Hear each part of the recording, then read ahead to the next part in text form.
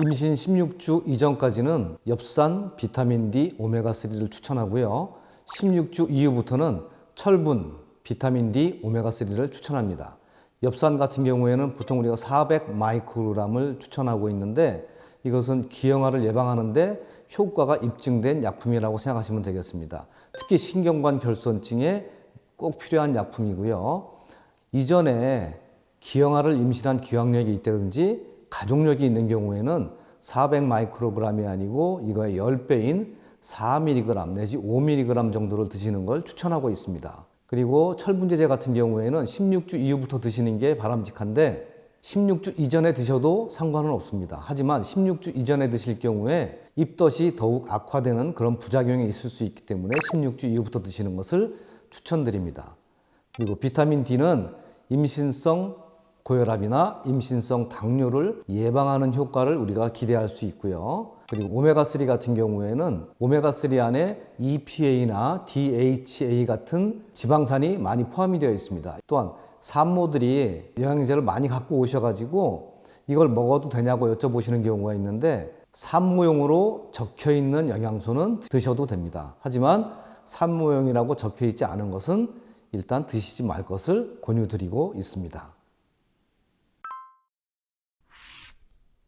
입덧이 심하다는 것은 태아가 건강하다는 반증이라고 생각하셔도 됩니다. 따라서 그렇게 크게 태아한테 영향은 없고 아주 좋은 징후라고 생각하시면 됩니다. 입덧이 심할 때 우리가 음식을 어떻게 드셔야 되느냐?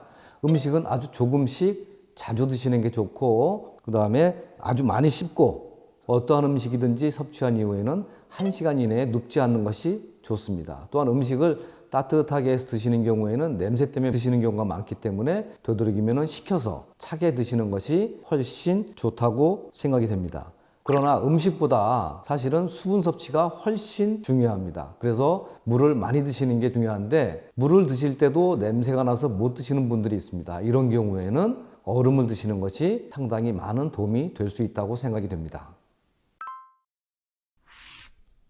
약간 속보로 걷는 것을 추천드립니다. 다른 무리한 운동보다도 걷는 것이 가장 좋다고 생각이 되는데 운동량과 시간은 얼마나 해야 되느냐 여기에 대한 객관적인 기준은 없습니다. 산모 본인이 느끼시기에 약간 숨이 차다 본인을 기준으로 해서 약간 힘든 정도 그 정도까지 운동을 하시는 게 좋다고 생각이 됩니다. 미국 FDA에서 약물이 태아에 미치는 정도에 따라서 우리가 A, B, C, D, X로 구분을 합니다. 이 중에서 X 같은 경우에는 확실히 기형을 유발시키는 약물로 인정되었기 때문에 복용을 안 하시는 게 당연히 좋습니다. 하지만 일반적으로 이제 감기나 이런 증상 때문에 우리가 병원에서 처방받아서 복용하시는 약물은 거의 대부분 태아한테 큰 영향은 없는 것으로 알려져 있습니다. 하지만 모든 태아의 기관이 형성되는 10주 이내에는 아무리 안전한 약이라고 해도 복용을 자제하는 것이 좋겠습니다.